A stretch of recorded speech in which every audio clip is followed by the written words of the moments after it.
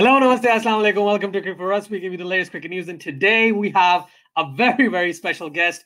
We've got Mr. Jamie Alter. This guy has done everything. He's done everything that I can think of.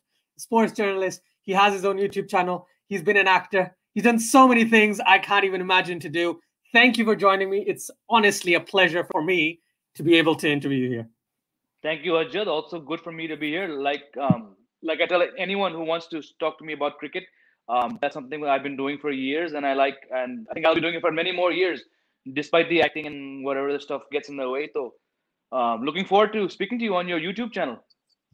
Of course, thank you very much. Just for everyone joining us, Jamie also has a Cricket Fables, I think is the name of the YouTube channel, where you're updating at least daily that I've seen, especially when the India-Australia series is going on. And you've just released a new video about the squad, which is exactly what I was going to talk to you about. So well done. Well done. Let's start off with the elephant in the room. So we've got the India-Australia third test starting. How are you finding it? What do you think? Do you think it was the right decision to drop Mayank Agarwal and bring in Rohit Sharma? That is the hot topic right now here in India. Look, it's obviously very unfortunate for someone like Mayank, who your viewers will probably know that 2 years ago on these same shores, he was thrust into the opening spot and he got a couple 70s back-to-back matches. India won the MCG match and then they drew at the SCG. And since then, he's been pretty consistent.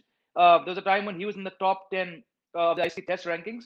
But again, look, coming to this series, he's not looked at all like the Mayank Agarwal Indian cricket fans have enjoyed watching over the last 2 odd years. Something was wrong, whether it's mental, technical. Look, we can sit here and give yarn. That's up to the coaches to decide. So somebody had to make way because look, it is Rohit Sharma. It's not somebody else. He's a white ball superstar. He's a vice captain of the Test team. I thought for a while that maybe they might put him into the middle order, not because of Mayank Agarwal's form, but because Rohit Sharma's excuse me. इससे पहले Rohit Sharma last played a Test in November 2019. So you're looking at over a year of not playing Test cricket. Do you want to throw that guy who himself is coming off an injury, B 2 weeks in a hotel stuck by himself?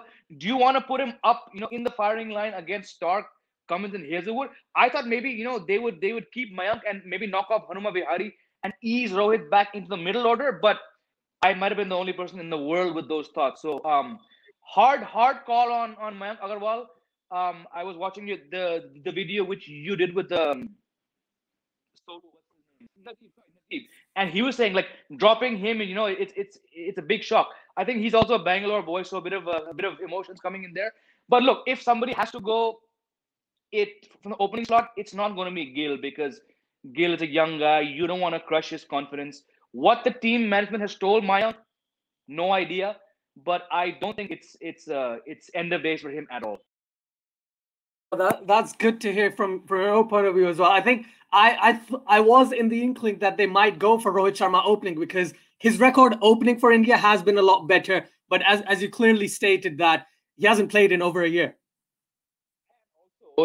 Opening all those 5 Test matches were in India. One against a very, by their own words, depleted South African attack when he got that double 100 and the other 100. Then against Bangladesh in 2 home tests, he did nothing. So big question mark over Rohit Sharma, the opener in tests overseas.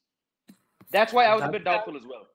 No, of course, no, that makes complete sense. So that would be an amazing match coming up in less than a day's time. So I'm super excited about that. So moving forward, so there's been many statements, multiple with regards to if India is going to travel to Brisbane, if India is not going to travel, if the 4th Test match will happen in Sydney, etc., etc. So it's been huge. That like all of social media, all I've seen for the past 5 days is this. So I just want to get your take on it because from my point of view, at least, I think India has a perfectly good leg to stand on to say, well, we were stuck in a hotel, right? Now we've been acclimatized to this community where there's no need for masks. They don't need for, COVID protocols, strictly speaking. But now you want us to go back into a jail or a prison type of thing. And I saw your video where you talked about it a bit more. I just wanted your take on that as well. Very straightforward. I think the Indian team being the BCCI team gets a lot of shtick, which is fine. Most of it, I think, is deserved. But here, I think I'm actually going to go with the Indian team because look, these are these are unreal time, very tough. And I think that you have to be looking at the players' best interest. And I think barring that one stupid incident where all those five guys should be held accountable for that lapse, I do believe that was a bio bubble protocol breach. But beyond that, they have ticked all the boxes. If these conditions were all agreed upon before India landed, they've done that. And you're allowing certain members of the Australian team to get pre-approved leave and then go off home. So does pre-approved leave mean you're not going to get the virus? No, right? And if the Indian team has ticked off the 14 days, the 14 days of quarantine, they're being asked to do it again when they reach Sydney. Then again, like hardly 8-9 days later, doing it again for Brisbane, where, as per all the reports, it seems that they're going to be under what's called hard quarantine, which is they're not going to be able to get anywhere, even out of their floors, unless they're going to the Gabba to practice or to play. So I think all of this, like I said in my other video, Nathan Lyon made that comment, okay, come on, let's all suck up and do it. But, these guys have been pretty much in quarantine for nearly six months now. The effect this is going to have mentally, again, the two of us here can just begin to assume, because that's at the elite level of sport. Who knows what thoughts are going through there. So just if it's bottom line, if it's so hard for you to get from Sydney to Brisbane, is it worth it? Just play. I know there's a lot of talk about nahi Indian team Brisbane nahi jagegi wahan pe record kharab hai. Maybe, but I don't think at that level, at least this Indian team is not going to be having that on their minds. We've seen this team with under Virat Kohli and Rahane. They genuinely land up in a country expecting to win. Of course, they get bowled out for 36, which no one saw coming. But to their credit, they said, "Yeah, Maro Goli," and they came back and they beat the same team at the next, in the next match. So I think here, if the team does not go to Brisbane, I wouldn't be surprised, and I really wouldn't be bothered. That's fair enough. I think what you're saying with regards to that record point, that the record at Brisbane isn't that good for India, but yeah, this team doesn't seem like a team that looks at those types of records whatsoever. Name me any team which has won at the Gabba for the last 30 years, apart from Australia. I can't think of one. So it's not just India, as it. Yeah, of course. No. One thing I'm really glad you mentioned was the fact that if we don't have the fourth test match in Brisbane, do you think it's wise to go ahead with the fourth test match in Sydney, or do you think they should just cut off the series at a 3 test match series? I don't see that happening. That is the fourth match being dropped because there's just too much at stake. Cricket Australia needed this tour more than, as you know, and your viewers would know, they needed this tour more than the World T20 World Cup. So let's not go down that road. The host broadcasters need this. I think because you have to give fans and everyone involved that fourth test. Play at the SCG. Yes, again, social media, because that's all there is these days, says that India's record there is better, the bounce and all. Look, it doesn't matter where it is. The fourth test will happen, and if it's SCG, so be it. The team's already made a lot of efforts. Both the teams, in fact, have reached Sydney. They've ticked all the boxes they need to do. Play a match there. It'll be fun because back-to-back on that Sydney wicket, slow and low. Who knows what will happen if the fourth match happens there? Yeah, because I'm expecting if that does happen, you'll get Lyon, Ashwin, and Jadeja coming into play a lot more than they would have initially. So that'll be very interesting. To your point, you may even see India get rid of a third fast bowler and play Kuldeep Yadav because SCG, spin, the guy's taken 9 wickets in 2 test matches against Australia. He had them hopping and turning in Dharamshala. He had them hopping and turning at the SCG. So if the fourth match is there, watch that Kuldeep Yadav become the third spinner to play for India. Don't worry. I've got that noted down. If that happens, I will come back to you and I will do something for you. So honestly, I genuinely thank you for that piece of information. That's great. Just last point about this third test, and then I'll move across to the India-England series coming up later next month. So Navdeep Saini has been selected as the third seamer, which to me initially seemed like the obvious choice instead of Siraj in the previous game. But after looking at Siraj's record, I thought to myself, yeah, there's no way Saini's going to debut. Right? Mohammad Siraj is a far superior bowler, especially in with the red ball.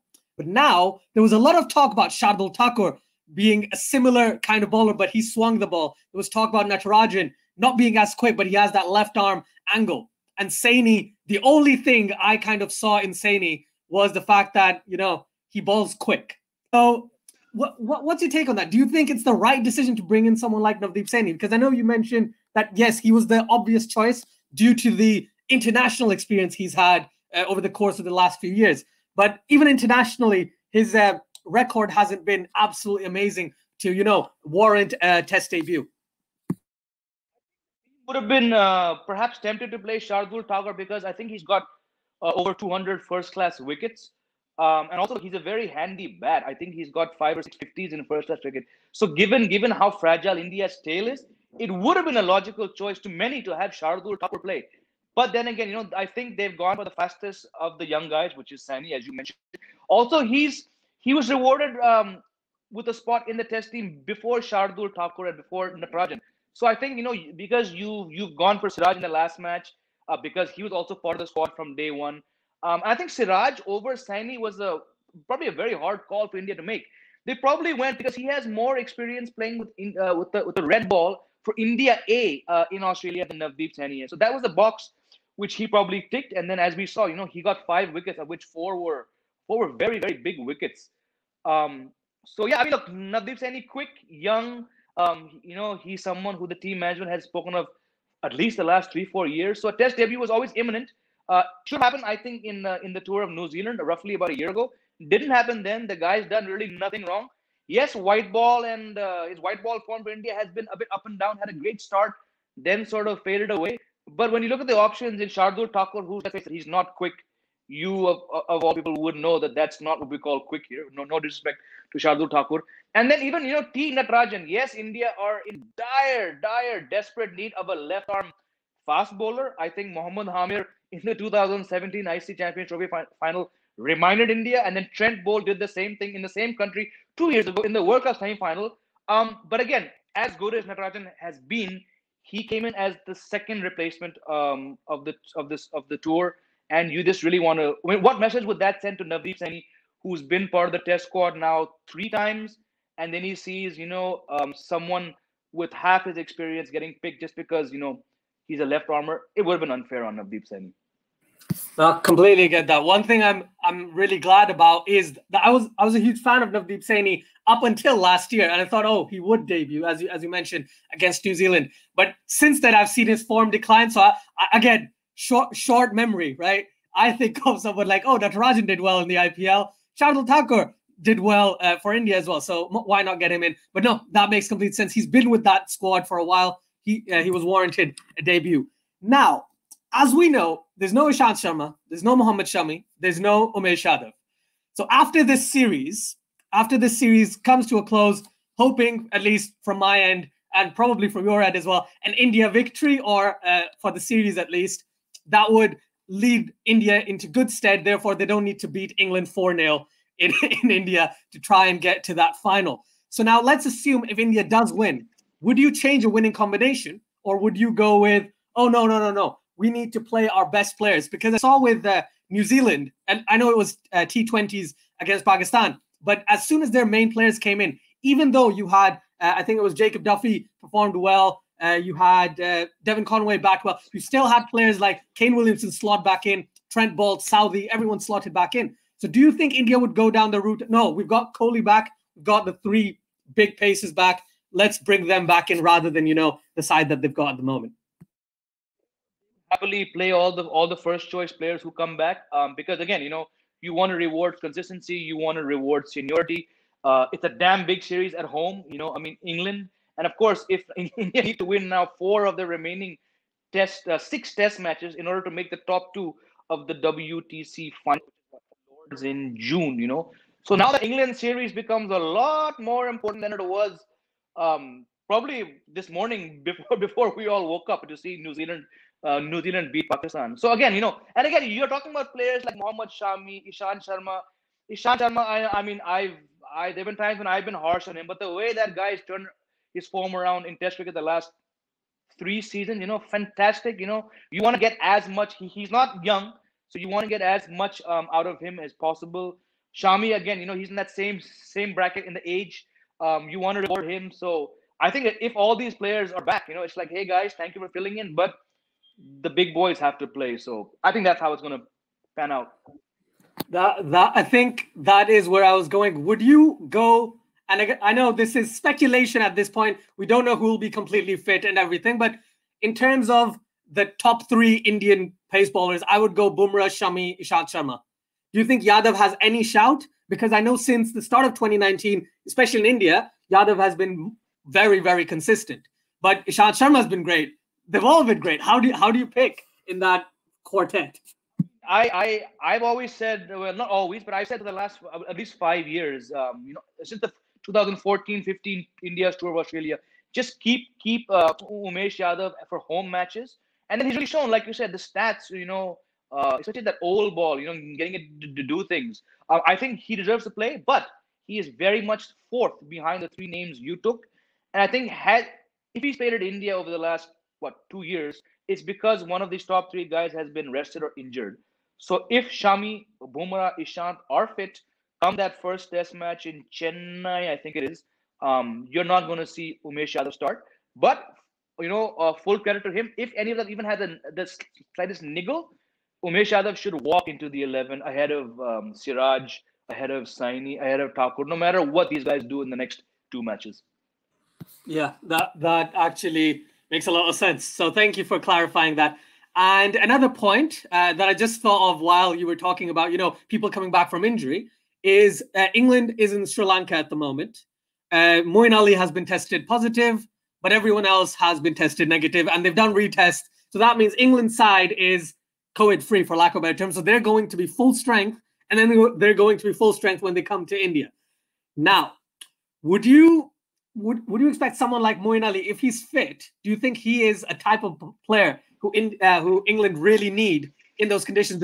Because he brings it with the ball, he brings it with the bat. Yes, I know he's not the most consistent player, but England's spin department, they need that to be some sort of there, doesn't it? Rather than where it's at the moment with Dom Bess and Jack Leach, etc. I don't think they're even gonna get a shoe in if Moeen Ali is fit. Thing with Moeen Ali, like you said, he's not been consistent, but then we've seen, especially at home and away, how impactful he can be as the all-rounder. He's not a Ben Stokes, he bats at number 7, sometimes 8. But the way, I can think of 2 test matches that he turned against India, and there was one against South Africa, which he ended with a hat trick. So clearly there is value. I know that he took a break from Test cricket, and in fact, red ball cricket, he's had some issues. The fact that he's been ushered back into the England Test squad for the tour of Sri Lanka, seems to me that these guys really see him playing these 2 matches. That said, Dom Bess has done really well in the chances he's gotten. There was a Test match in South Africa at the start of last year, which they needed to win, and he took out South Africa's top 5 with what looks on the face of it to be very average off spin.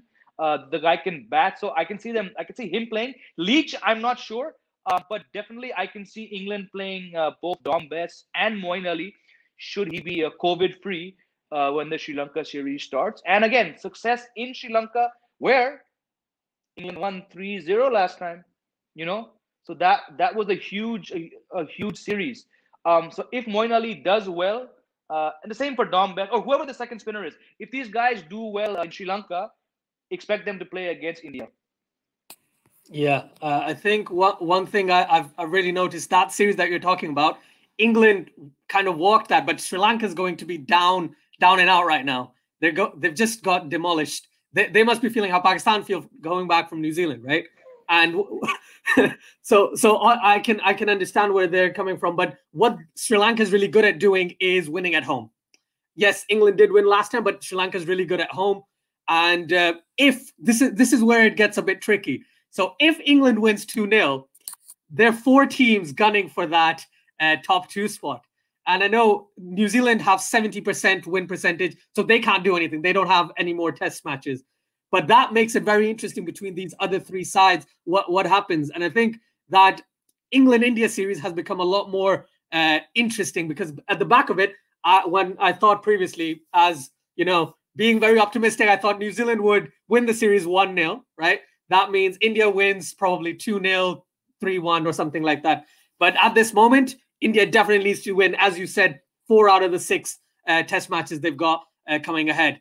Right, now, let's quickly move forward a bit more into the future, because I know you've done very extensive videos on IPL. You were talking about all the different things that were happening with the sides, with all the performances, everything. So, in your personal opinion, and your professional opinion, both, to be honest, what do you see happen? Because IPL 2021 should be starting sometime in March, April. So, do you think Chennai can come back? Because I'm a CSK supporter, so I need to just get that kind of solidified before I ask any more questions. Do you think Chennai can come back? Yeah, look, obviously, MS Dhoni and the coaching staff and pretty much every senior player who had a mic shoved in their face during the IPL in the UAE said that, yes, we're our players are getting on in years, and we've not been able to get the right combination. I think there was that one really startling comment from Dhoni right at the end when they had about 3 games to go and it was mathematically possible to make the knockouts, but we all knew that they had an ice cube's chance in hell to do so, was when he said that the young players we've given haven't really stood up. I thought that was something very un-Dhoni-like, because, what if, like what all the CSK fans said on Twitter and Facebook and whatever else, what have the guys you've been backing done, And I think, like I mentioned in a couple of my videos on Cricket Fables, they really got the auction wrong the last time it was held. They put faith in those same guys, which is fine, because it was not long ago that CSK Watson got that 100 and what the final 3 years ago, in which they won, and then last year they lost by 1 run to Mumbai, the year before last to Mumbai Indians. So there's logic in picking these same things, but if you look deeper, their Indian batting strength, the bench strength was weak. Their wicket-keeping options were next to none after Dhoni. So all these problems put together, it's not surprising where CSK ended up in the 2020 IPL. If they make the right calls, if they get rid of some aging stars, if they pick the right players, the young guys, like the young guys like Rituraj and the other fellow, they're decent. I think Rituraj showed towards the end when he got those 50s, hey, I can do this job. Yes, he was out first ball in 2 matches. I think one he slogged and one he was stumped, something like that, But you have to, the foundation of any good franchise, be it cricket or whatever, is that mix of youth and experience. And as far as experience goes, CSK have truckloads of it. But where they lacked was in the young talent. Hopefully, for all the CSK fans out there, the team makes the right call. Even I remember when Fleming said that the team we bought at the auction. That's the quote I was thinking of. Sorry, we bought that, we put together that team thinking of all the matches will be played in Chennai, right? Okay, but you're still playing 8 matches somewhere else, right, in India. So mixed signals, but never write off CSK. I think the IPL across 12 years has showed that as well to us. Yeah, and on that point, that brilliant segues, by the way, unintentional, I tell you, everyone, but brilliant segues for sure. So you mentioned Stephen Fleming saying we picked players because we thought we would be playing in Chennai. So now, because this series is going ahead, the India-England series is going ahead in India, if that series goes well, is it very highly likely that the IPL will be held in India as well? Look, I think the one thing we've not mentioned when we talk about this upcoming India-England series is this will be the first international cricket, serious cricket, that India will be playing since this pandemic began. We've seen the IPL held in the UAE, which it's still possible that it might happen there. But how, like you said, how well this home series goes off. That said, there's very little time for things to turn around. So the BCCI, the IPL Governing Council, should, I think, probably by the end of this month, should have plan A and B in place. Whether they reveal those plans to people like us is another matter. But because then your turnover time is very short from when the series ends. I think the 4th test ends on March 8th. Then you go into a slew of white ball games. So traditionally the IPL starts last couple days of March, maybe first week of April. So if it's going to be in India, it's a tough call for them to make right now, because no team has come to India to play. The Indian team has been away for all these months. The UAE proved a very successful host country. So I would not be surprised if the IPL goes straight back to the UAE. In the longer run, that might be the safest and the smartest choice the IPL Governing Council can make. Yeah, I agree with that. I think I'm kind of excited about if everything goes well in this India-England series and they do bring cricket back to India in terms of IPL, it's going to be fantastic because watching the Australia and New Zealand games with crowds just changes the perspective. And it's Test cricket. It's a completely different dynamic. But Test cricket seems so much more interesting than, when you have no crowds and you're watching a T20 game and someone is chanting Rajasthan, Rajasthan. It doesn't give you the same sort of atmosphere whatsoever. I agree.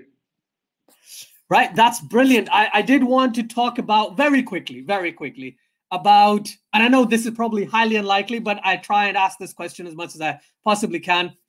India-Pakistan series, any chance that's going to happen in the next 10 years? Yeah. Not in the current political climate that prevails in India, at least. Let me say that as somebody sitting in India right now. I don't see it happening. I can't remember when the last bilateral was. It's been years. But then you see, the kind of matches these two teams put up when they play in the Asia Cup and in World Cups, and even any ICC event. I know India has dominated Pakistan in World Cups, but that 2017 Champions Trophy final, wow, that team, Pakistan team. I don't need to remind you how Pakistan's tournament started that time, and then boom, things turned around a bit like 1992. But then in the final, it just once Mohammad Amir took out the top three. Boom! What happened? What happened 2019? Once Trent Bolt and Matt Henry took out the top three. So yes, while I would love to see India-Pakistan play a fiercely contested bilateral series, don't see it happening anytime soon, unfortunately. No, fair enough. That's fine because I was reading a news article maybe it was a few months ago when the ICC had a new chairman, I think from New Zealand, and he said, I'm going to try and get talks done. And even at that time, it seemed like it was going to be unlikely, but I thought I'd get your opinion on it. But I'm glad it could. I'm just going to hope for hope and say maybe 10 years. Let's see. And no, thank you, Jamie. Honestly, it's been an absolute pleasure. For everyone watching, please do subscribe to Cricket Fables. Do subscribe to Jamie Alter. You've got loads of subscribers. I don't even have to ask, but still, I'm going to ask. It's a brilliant channel. I love how you go. You were telling a story. I think it was quite recent. I might forget this, but it was about just your experiences going to a temple in India. And yeah, I thought the way you kind of go through your storytelling is absolutely brilliant. So well done on that. Brilliant. Absolutely love it. Thank you. Fantastic. Okay, so thank you everyone for watching. And it was a pleasure. Please do like, share, subscribe to Cricket for Us 2.0 as well if you get a chance. Yes. Exactly. And I want people who are watching this to also subscribe to your channel. I've been seeing a few of your videos. I think the range you do is really good. You get people to come talk. You do match previews.